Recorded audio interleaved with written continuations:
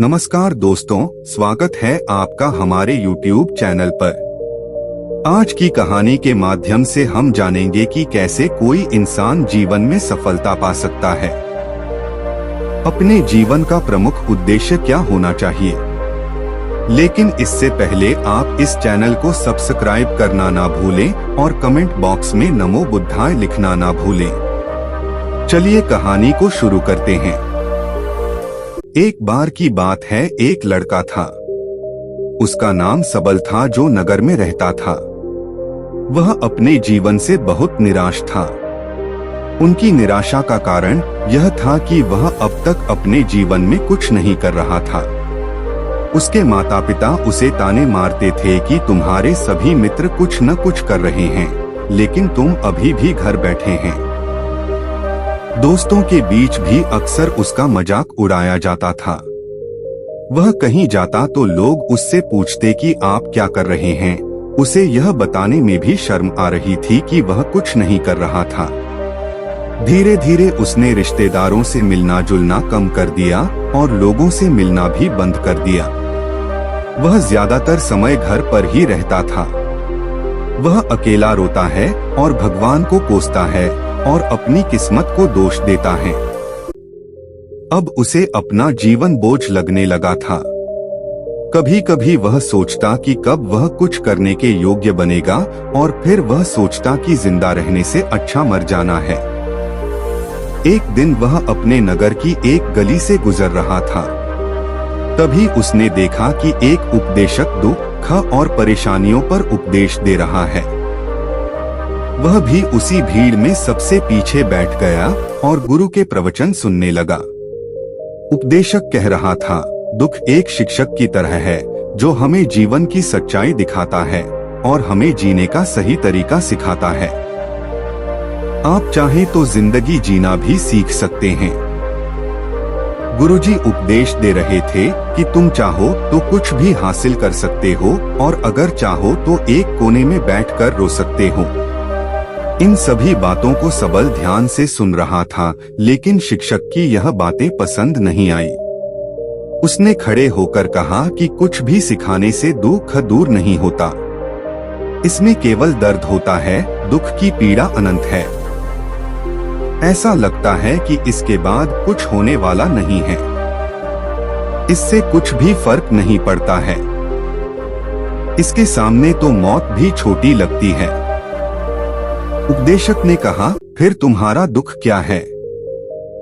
सबल ने उसके सामने अपनी सारी व्यथा सुनाई और पूछा, मेरे दुख का कोई उपाय है तुम्हारे पास। यह सुनकर शिक्षक मुस्कुराए और बोले, तुम उस दिन मेरे पास आओ जब आपके जीवन में वास्तविक दर्द हो। मैं आपकी समस्या का समाधान अवश्य करूंगा। यह कहकर गुरु वहां से चला गया। सबल ने सोचा, कहीं मेरा दुख नकली तो नहीं है। क्या मैं जिस दर्द से गुजर रहा हूँ वह नकली है। मेरा दुख कोई नहीं समझ सकता। जब माँ बाप नहीं समझते तो गुरु क्या समझेगा। उनके दुखों से व्यथित होकर सबल ने एक फैसला लिया कि अब वह कुछ करेगा। सबल ने एक छोटा व्यवसाय शुरू किया, पर उसे सफलता नहीं मिल रही थी। लेकिन उसके घर वाले पूछते हैं कि क्या वह कुछ कोशिश कर रहा है। वह अपने व्यवसाय में लगा रहा और धीरे धीरे उसे सफलता मिलने लगी। फिर उसने गति पकड़ी और केवल 3 साल के अंदर ही वह एक बड़ा बिजनेसमैन बन गया। अब सबल के आसपास ऐसे कई लोग थे जो उसकी परवाह करते थे, जो उससे प्यार करते थे। अब उनके परिवार के सदस्य भी उसकी तारीफ करते नहीं थक रहे थे। दिन ब दिन उसके मित्रों की संख्या बढ़ती जा रही थी। अब वह अपनी जिंदगी से बहुत खुश था।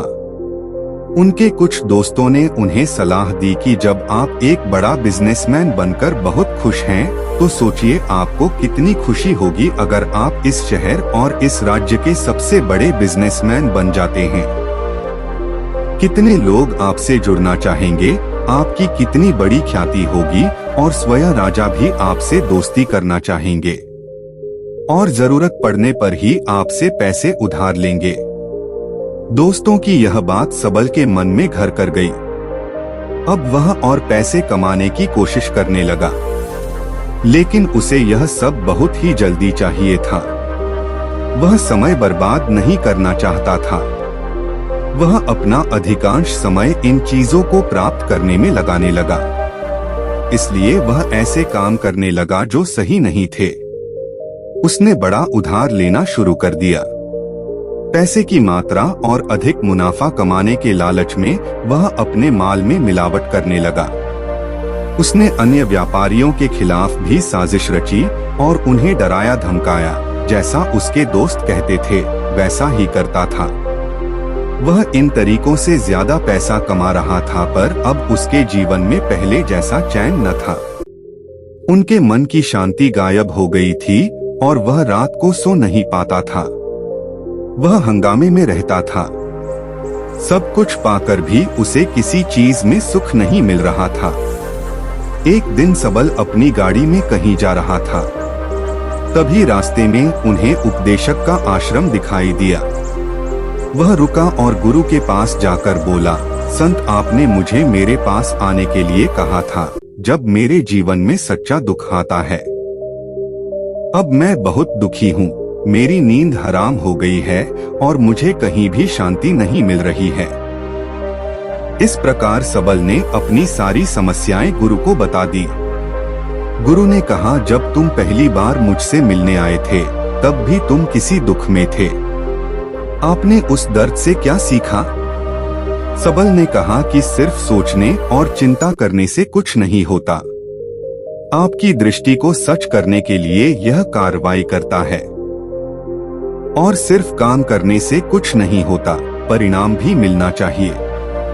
जब आपको लगता है कि आपका लक्ष्य हासिल नहीं होने वाला, तब राह में चाहे कितनी भी मुश्किलें आ जाएं, मन कितना भी निराश क्यों न हो, कितना भी लगता हो कि अब कुछ नहीं होने वाला है, तभी विश्वास करें, मैं जो भी कर रहा हूँ उसमें अवश्य सफल होऊंगा। लोग केवल सफल लोगों का सम्मान करते हैं। कोई कितना भी अच्छा क्यों न हो, वह हमेशा लोगों की नजरों में बोझ बने रहते हैं। यह सब सुनकर उपदेशक मुस्कुराया और बोला, जो आपके पास है यह वास्तविक दुख नहीं है। आपके जीवन में जब वास्तविक दुख आए तब मेरे पास आओ, मैं उसे ठीक कर दूंगा। सबल ने जाते समय साधु को सोने के सिक्कों से भरा घड़ा भेंट किया। घड़े को देखकर गुरु ने कहा कि यह मेरे किसी काम का नहीं है। उस पेड़ के नीचे गड्ढा खोदकर गाड़ दो। सबल ने घड़े को पेड़ के नीचे दबा दिया जैसा कि गुरु ने बताया और वहां से चला गया। कुछ दिनों से कारोबार ठीक चल रहा था, लेकिन व्यापार के गलत तरीके के कारण धीरे धीरे उसे व्यापार में घाटा होने लगा। उसकी सारी दौलत धीरे धीरे खत्म होने लगी और एक दिन ऐसा भी आया जब उसके पास कुछ भी नहीं बचा और उस पर कर्ज का बोझ चढ़ गया था, परंतु वह निश्चिंत था क्योंकि उसने अपना सारा कर्ज अपने दोस्तों से लिया था। उसने सोचा कि उसके दोस्त बुरे वक्त में उनके साथ खड़े रहेंगे, लेकिन ऐसा कुछ नहीं हुआ। जैसे ही बुरा वक्त आया, दोस्त पहले उससे कर्ज मांगने लगे। अगर उसने कर्ज नहीं लौटाया, उन्होंने उसे जान से मारने की धमकी भी दी। उनके सभी शुभचिंतक और प्रियजन उससे दूर हो गए। उसके दोस्त जो उसके साथ मस्ती किया करते थे, अब उससे दूर भाग रहे थे। उसका परिवार उसकी गलतियां और कमियां गिनने लगा। उनकी सारी संपत्ति नीलाम कर दी गई और उसके पास कुछ भी न बचा। जब उसने अपने पिता से मदद मांगी, पिता ने कहा कि मेरे पास थोड़ी सी संपत्ति है, मैं तुम्हारी माँ को क्या कहूँगा। अगर मैं तुम्हें दे दूं, यह संपत्ति हमारा अंतिम उपाय है।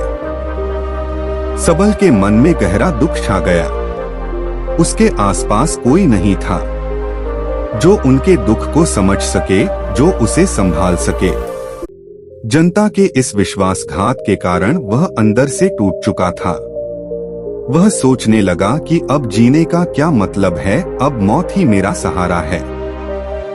वह आत्महत्या करने के लिए पहाड़ी पर जा रहा था, तब से उसे याद आया कि उस शिक्षक ने उससे कहा था कि मेरे पास आओ जब तुम्हारे जीवन में वास्तविक दुख हो। सबल गुरु के पास गया और अपनी सारी व्यथा सुनाई। आंखों में आंसू लिए उसने कहा, हे गुरुजी, मेरे दुख का निवारण कीजिए। गुरु ने कहा, जब जीवन में असली दुख होता है तब मेरे पास आ जाना, मैं इसे जरूर ठीक करूंगा।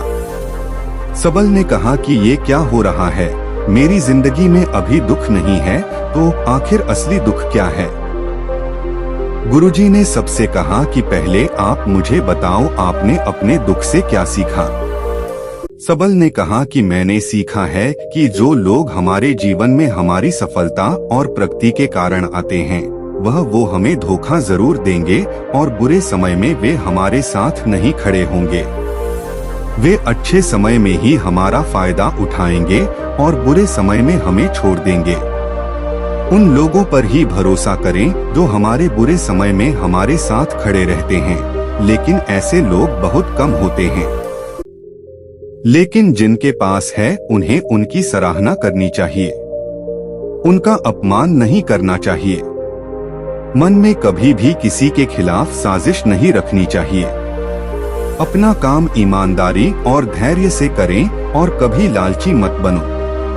अपने सारे दुख दर्द और अनुभव बयां करने के बाद सबल गुरुजी के सामने आंखों में आंसू लिए बैठ गया।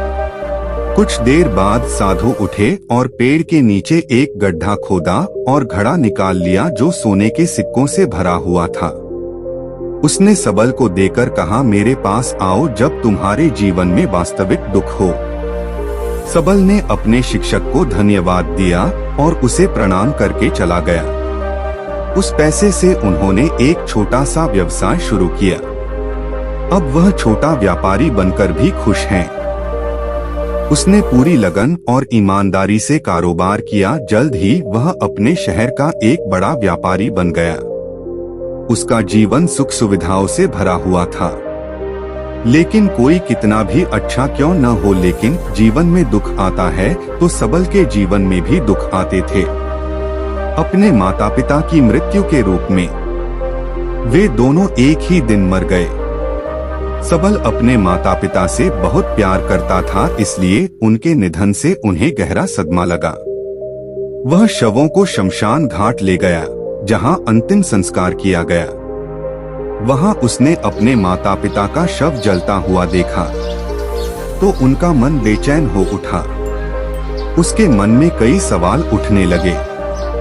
वह घर वापस आ गया और उसने अपने माता पिता के घर और संपत्ति को देखा जिसके लिए उसके पिता हमेशा लड़ते रहे। आज जो छूटा पड़ा है, जिन्होंने इसकी देखभाल की, इसके लिए लड़ने वाले इस दुनिया से चले गए।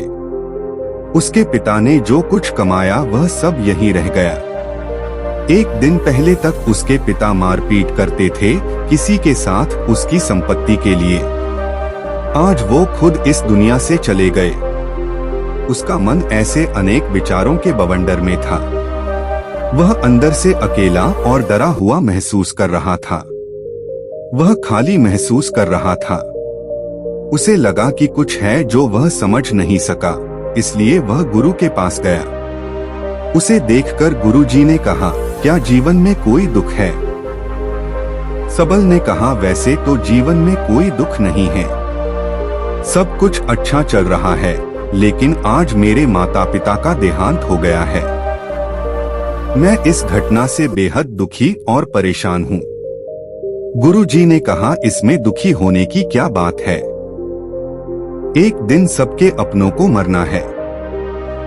कोई न कभी जिया है और न कभी रहेगा। एक दिन तुझे भी मरना है। शायद तुम कल ही मर जाओगे या आज भी मर सकते हो। सबल ने कहा, क्या कह रहे हो गुरुजी? मैं भी मर जाऊंगा, लेकिन मैं अभी जवान हूँ। गुरु ने कहा कि सब जी रहे हैं इस भ्रम में कि मृत्यु केवल दूसरों को आती है, बड़ों के पास ही आती है। लेकिन जवान और बूढ़े मर जाते हैं, बच्चे मर जाते हैं। मौत का उम्र से कोई लेना देना नहीं है। यह सभी को प्रभावित करती है। मास्टर जी की ये बातें सबल के मन में घर कर गईं और वह चुपचाप चला गया, लेकिन उसका मन अभी भी बेचैन था। वह खाली महसूस कर रहा था। वह सारा दिन अपने बारे में ही सोचता रहा कि वह कौन है, वह इस दुनिया में क्यों आया है। क्या जीवन का लक्ष्य केवल चीजों को खाना और मरना है? ऐसे कई सवाल उसके दिमाग में लगातार उठ रहे थे, लेकिन उसे अपने किसी भी सवाल का जवाब नहीं मिल रहा था और उसका दुख दिन ब दिन बढ़ता ही जा रहा था। इसलिए कुछ दिन बाद वह फिर से गुरुजी के पास पहुंचा और बोला, हे स्वामी, मैं बहुत दुखी हूँ क्योंकि मैं यह नहीं जान पा रहा हूँ कि मैं कौन हूँ और मैं इस दुनिया में क्यों आया हूँ। यह सुनकर गुरुजी मुस्कुराए और बोले, आज आपके जीवन में पहली बार सच्चा दुख उत्पन्न हो गया है। यह वास्तव में दुख कहलाने के लायक है। हम नहीं जानते कि हम कौन हैं, हम क्यों आए हैं, क्या करें, कैसे करना है। सबल ने अपने गुरु से कहा कि उसकी दुविधा दूर करो।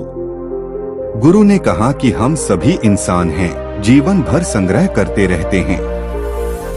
सबल ने कहा कि सभी इंसान जीवन भर धन, सम्मान, परिवार, प्रतिष्ठा, मित्र, शत्रु आदि जमा करते हैं।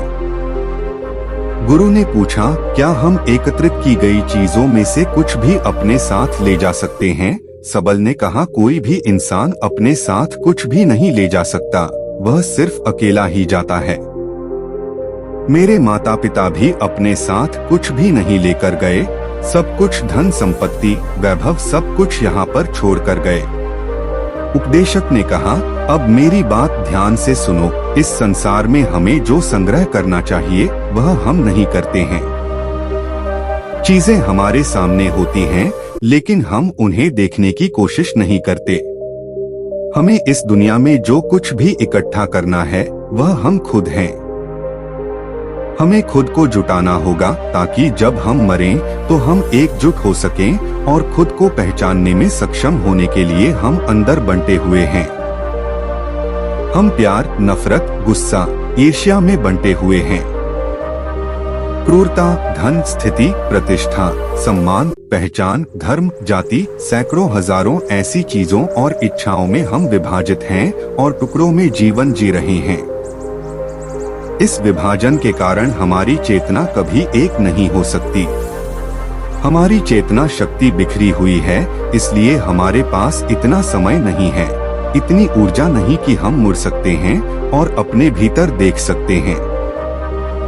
वास्तव में धन, सम्मान और सुविधाओं का अभाव, लोग इसे दुख समझते हैं और जीवन भर के लिए दुख कहकर रोते रहते हैं। समाधान खोजने का प्रयास करते रहते हैं। उन्हें अपना समाधान कभी नहीं मिलेगा क्योंकि जिसे लोग दुख कहते हैं वह वास्तविक दुख नहीं है। यह सिर्फ एक आदमी की इच्छा है। उसकी इच्छा कभी पूरी नहीं होती, इसीलिए व्यक्ति को कभी उनके प्रश्नों का समाधान नहीं मिलता। इसलिए इन सब से परे, यदि आप अपने दुखों का अंतिम समाधान चाहते हैं तो सबसे पहले खुद को समेटो। इस दुनिया से अपनी ऊर्जा वापस ले लो और इकट्ठा करो। अपने आप पर ध्यान केंद्रित करो। स्वयं पर ध्यान दो। अपनी मृत्यु से पहले अपने आप को जानने की कोशिश करो, बिखरो मत। सबल ने कहा, तो गुरुजी, क्या हम इस संसार को छोड़ दें? हमारी सभी इच्छाओं को मार देना चाहिए, किसी से प्रेम नहीं करना चाहिए, धन संग्रह नहीं करना चाहिए, सम्मान की आशा छोड़ देनी चाहिए। उपदेशक ने कहा कि भावनाओं और इच्छाओं से बिखरे हुए मनुष्य में से निकल आओ। जैसे कोई पत्थर पहाड़ से गिरे जिस पर पर्वत का कोई वश नहीं है सिवाय देखने के। परेशान होना और कुछ खोना, वैसे ही बिखरे हुए मनुष्य की इच्छाएं बेकाबू और दर्दनाक हैं। उसका अनियंत्रित मन इच्छा करता रहता है और कल्पना करता रहता है और यह दुख देता है। लेकिन जब एक व्यक्ति अपने मन को एकत्र करता है तो वह जो कुछ भी करता है वह उसके नियंत्रण में होता है। फिर उसकी इच्छा से इच्छाएं भी उत्पन्न होती हैं। सबल ने कहा कि आपने मेरे असली दुख का समाधान कर दिया। आपका बहुत बहुत धन्यवाद। अब से मैं खुद को समेटने, खुद को तराशने की कोशिश करूंगा। गुरुजी ने कहा कि मानव शरीर में बहुत ऊर्जा और शक्ति है, लेकिन यह फालतू के कामों में बंटा हुआ है, बेकार की बातों में लगा हुआ है। वह बिना सोचे समझे अपनी शक्ति बर्बाद कर रहा है और बिना किसी नियंत्रण के। इसलिए उस शक्ति पर ध्यान दें, अपनी चेतना और इसे इकट्ठा करें। सबल को अपने प्रश्नों का उत्तर मिल गया। उसने अपने गुरु का शुक्रिया अदा किया और चुपचाप चला गया। दोस्तों, उम्मीद है आपको यह कहानी पसंद आई होगी। अगर आपको यह कहानी पसंद आई हो तो अपने दोस्तों और परिवार के साथ जरूर शेयर करें। अपना कीमती समय देने के लिए धन्यवाद। अगर हमारे चैनल पर नए हैं तो चैनल को सब्सक्राइब करना ना भूलें।